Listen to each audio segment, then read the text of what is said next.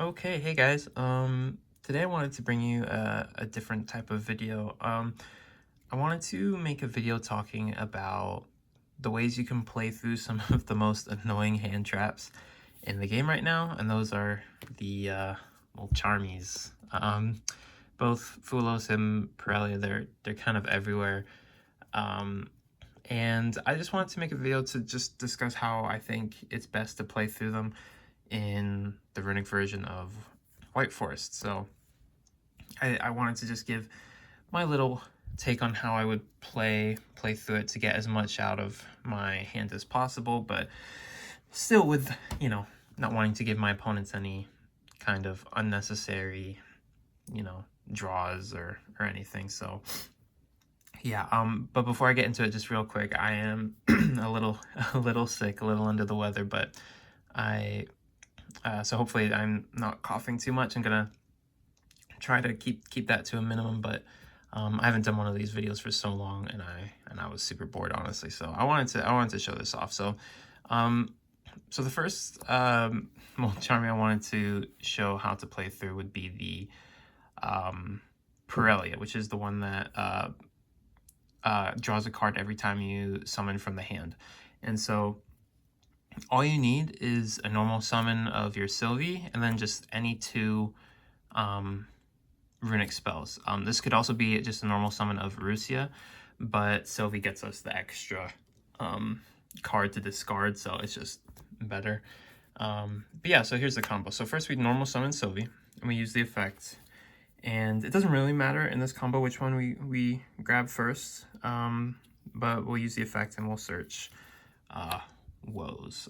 If you know what your opponent's on and there's a certain, like, a board breaker that you fear more than anything, I would get Scourge first just in case, but I think in this case woes is a pretty good interruption going first. So okay, so we normal summon this, and even before we search we give them one draw. Okay, and that's going to be the only draw we end up giving them. So we're going to go with one of our Runicks to summon a Hugin.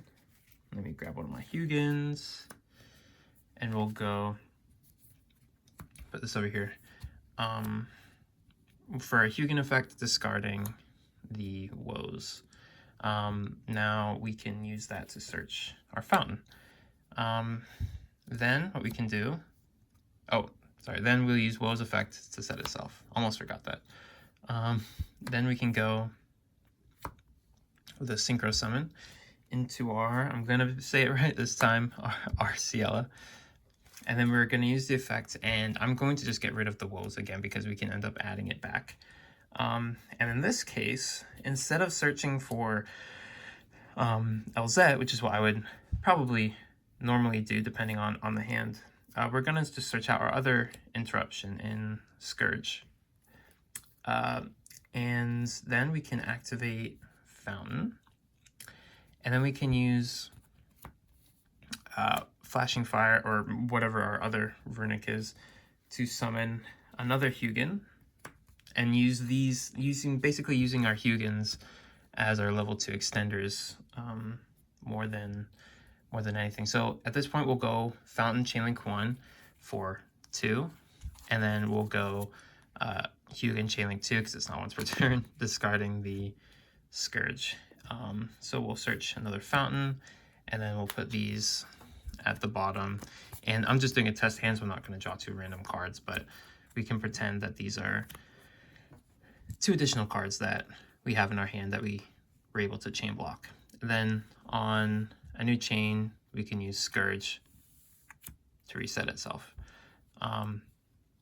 Then we can go for a link summon. What am I talking about? We're going to go into a synchro summon for Diabel, and we're going to use Diabel to add back the woes that we discarded earlier. So yeah, and then we can set the woes. So we basically have a pretty standard, like, combo line or a pretty standard end board, I should say, with Diabel. We have an extra Fountain that we can send for Diabel's effect or any other card in our hands. And also keep in mind we'll have 2 other cards in our hand as well, because this was just 3 cards. So we'll have a 5-card hand. We have the set Woes, the set Scourge. We have a Sylvia Engrave, which we can bounce the Arciela to summon out to summon the Silvera.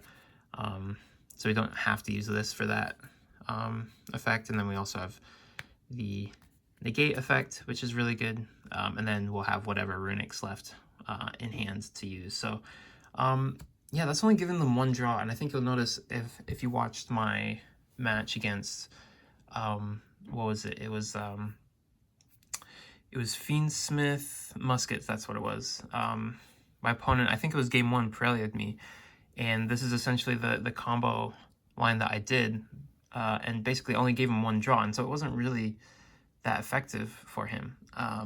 And so yeah, so this is Pellia. But what happens if we get hit with a, what's it called, with a Fulos? This one's going to be a little more difficult to play through. So, but I think it's very important to discuss how I would. So, with this, basically, so Sylvie is what helps you play through Pellia, and what helps you play through Fulos is going to be your LZ, because it helps you get another level 2 body, and your level 4 tuner, only needing to summon from the extra deck once. And also, I think you'll notice in the game I played against Branded, my opponent held the Fulos. I had these. Let's move this off to the side. My opponent had Fulos, so basically what I did was I used a Runick to summon, and he chained Fulos.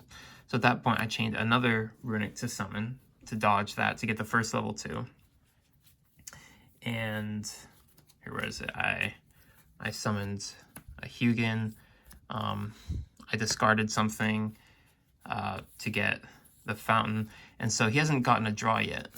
But what I would then essentially do is I'd use Elzat pitching something and then searching for Sylvie, normal Sylvie, search, depending on what deck it is. Again, against Branded, this is like really good because it's basically just an out to Branded fusion.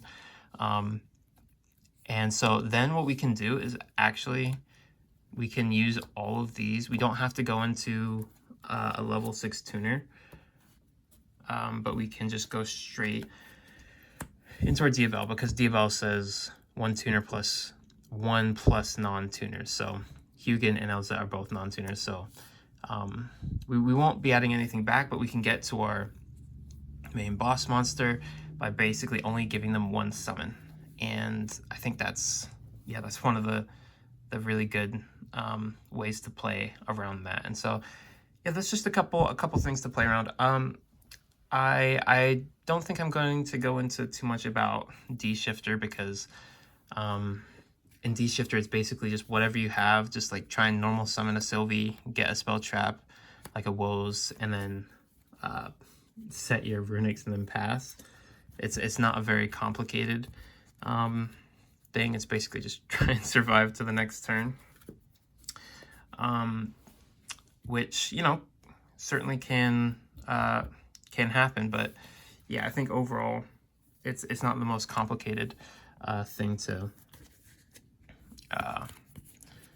play through. But I just wanted to give a quick video on just how to play through those kinds of hand traps. You know, they're really common right now, and they're really annoying to play against. And I think it's really important that we know how to, you know, play around it to the best of our ability.